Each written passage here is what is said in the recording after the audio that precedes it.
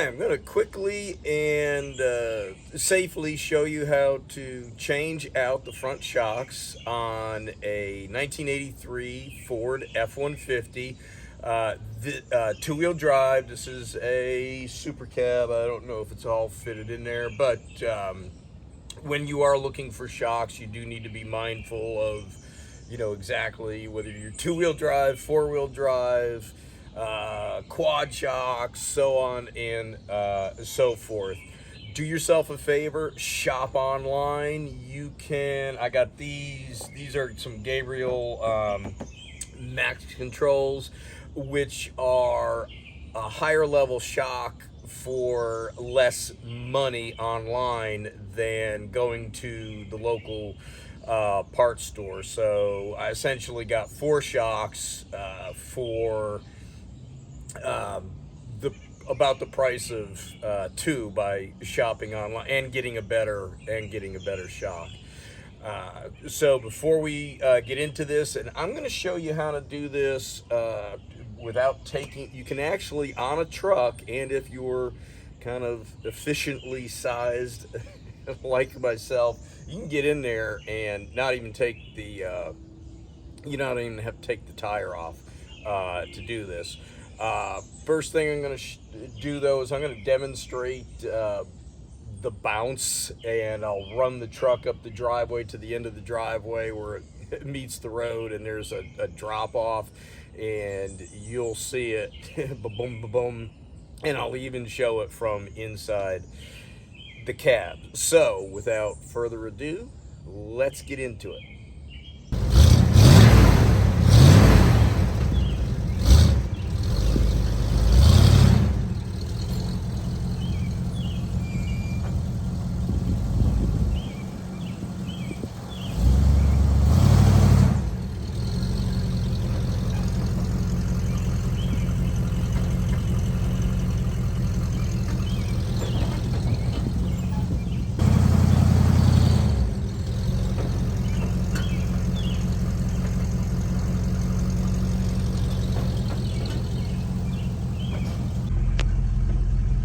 Yeah, let's do one from inside to see if we can see that bounce.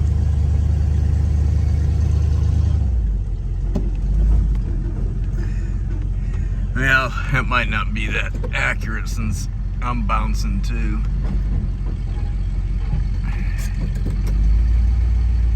Yeah, the job will go much quicker. In fact, you'll be in and out of this job per wheel if you leave the wheel on. And I've already done this one. It's turned that way for easy access for the right-hand side, for the passenger side.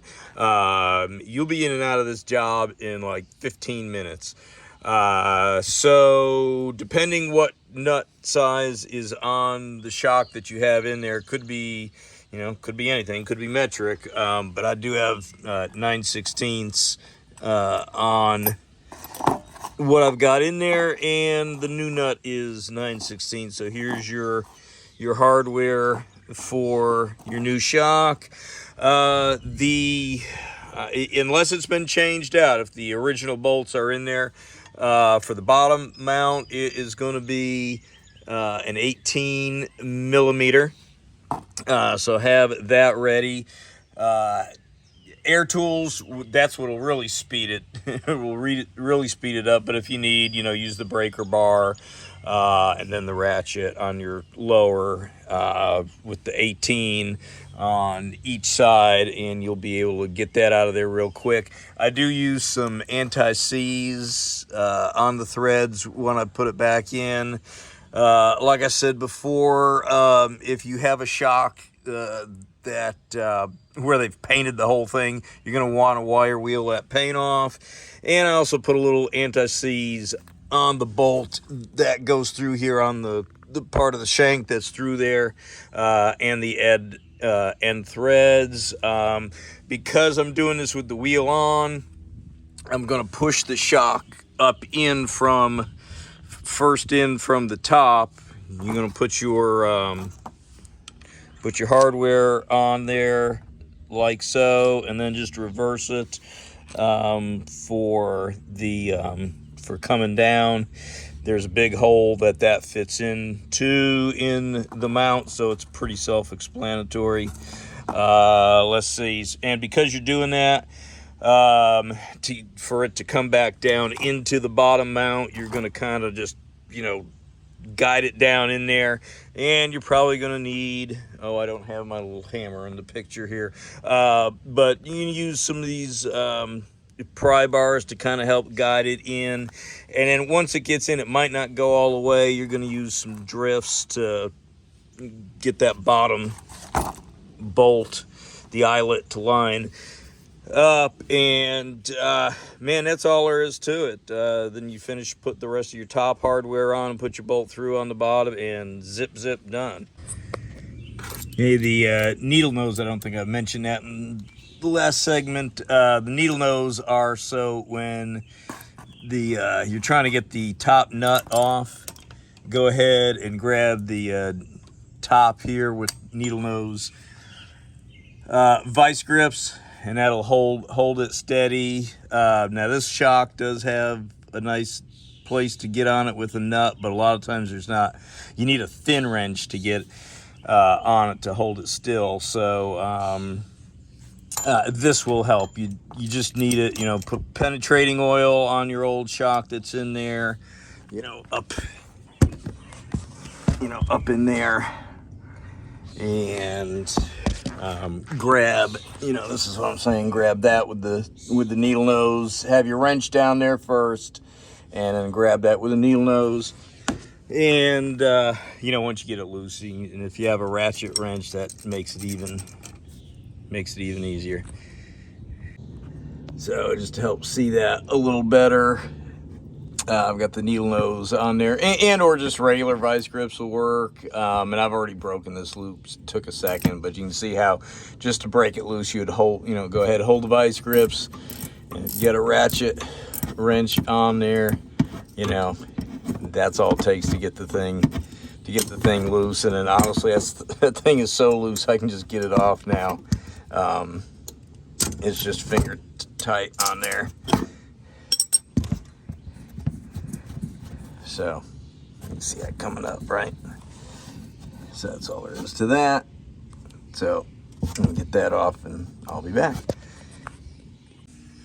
Okay, I apologize. It is kind of annoyingly backlit right up in here. So I got the camera on a little tripod underneath, but to get I wanted to try and get show you getting the shock out here.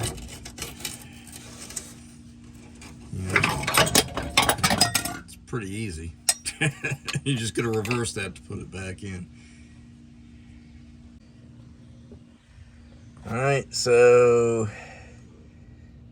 there's your hole to put your rubber bushing up through. So kind of use common sense. It's not in reach at the moment, but put the raised part of the bushing up through there and reverse it for the top, and that's all there is to it.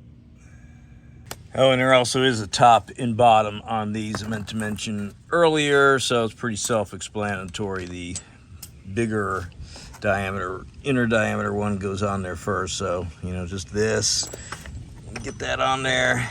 Trying to do this one hand, and then put a little anti-seize on there, right in there, and up you go.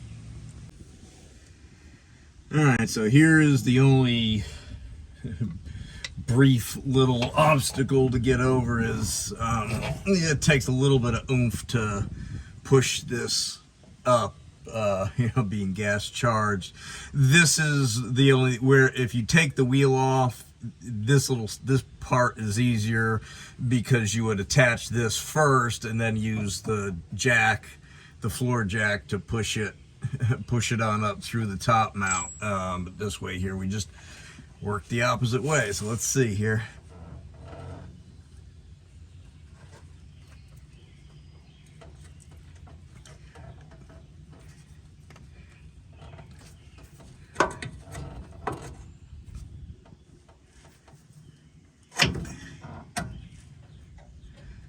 All right, so we're basically in there, I need to go reach my hammer. I could probably pry it over a little bit like this.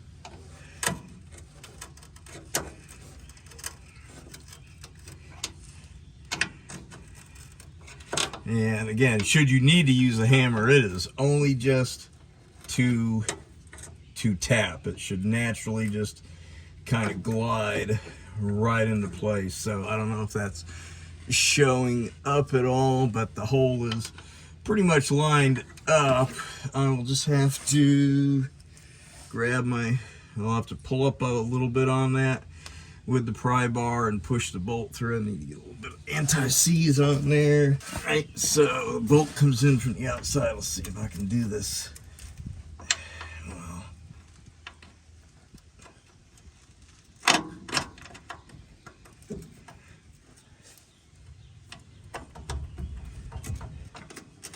all right, so there we go. All right, so put your bottom hardware on and your top bushing and washer and nut. All right, well, that's what happy new shocks installed look like. Probably took me like 20 minutes. I wasted more time looking for something than I did actually putting the things on. So let's give it a little drivey bounce test at the end of the driveway. All right, let's bounce this at the end of the driveway. I tried this the other day, and you know, the camera was bouncing all over the place. I'd put it on the top of the steering wheel. So let's try and see what this looks like with it resting on the dashboard.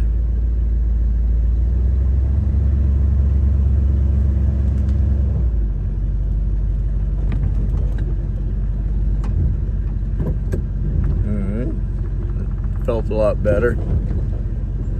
Let's do that one more time.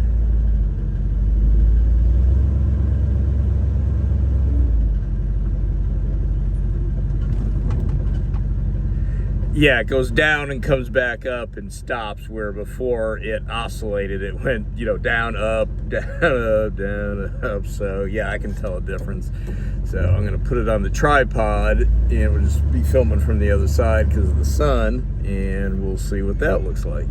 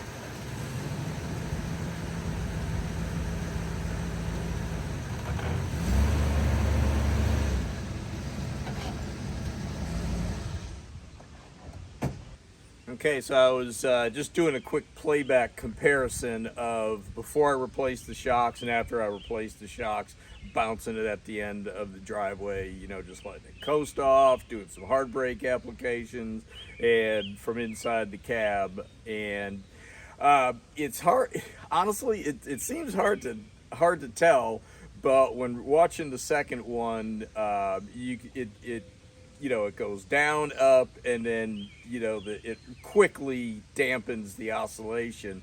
And I can certainly feel the difference doing the bounce test at the end, even if I stand on the bumper and do. In fact, let's do that real quick here. Let's see. And so yeah, it goes, you know, down and up, and then just a little oscillation at the end, where before it was wah wah wah wah wah wah wah. So I am anxious to take I got a 100-something mile ride to do later today, round trip. So anxious to see what that's like. And then I've still got the rear shocks to do. That'll be another video, but I hope you enjoyed this video, that you can see that you can change those front shocks without taking the front tire off, and save a whole lot of time. So anyhow, if you did enjoy this video, you learned something from it, go ahead and compress that like button, you know, just like a shock, and subscribe and share and comment, and I will see you on the next one. Thank you.